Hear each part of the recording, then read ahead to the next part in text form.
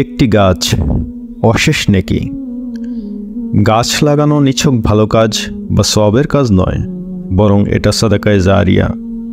ছোট্ট একটি গাছ লাগানোর পর সেই গাছের প্রতিটি ডাল, পাতা, ফুল, ফল, কাণ্ড সবই আমাদের জন্য সাদাকায়ে জারিয়া।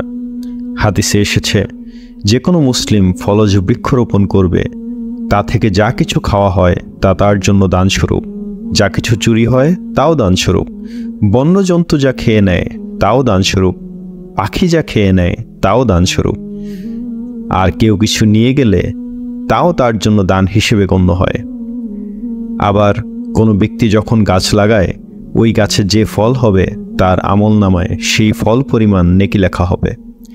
রাসূলুল্লাহ সাল্লাল্লাহু আলাইহি ওয়াসাল্লাম গাছ লাগানোর প্রতি গুরুত্ব দিয়ে বলেছেন, যদি কিয়ামত সংঘটিত হওয়ার আগ মুহূর্তেও তোমাদের কারো হাতে একটি চারা গাছ থাকে, তাহলে সে যেন তা রোপণ করে দেয়। তাই দেশের কল্যাণে, মানুষের কল্যাণে, এমনকি নিজের কল্যাণেও আমাদের প্রত্যেকের উচিত সাধ্যমতো গাছ লাগানো।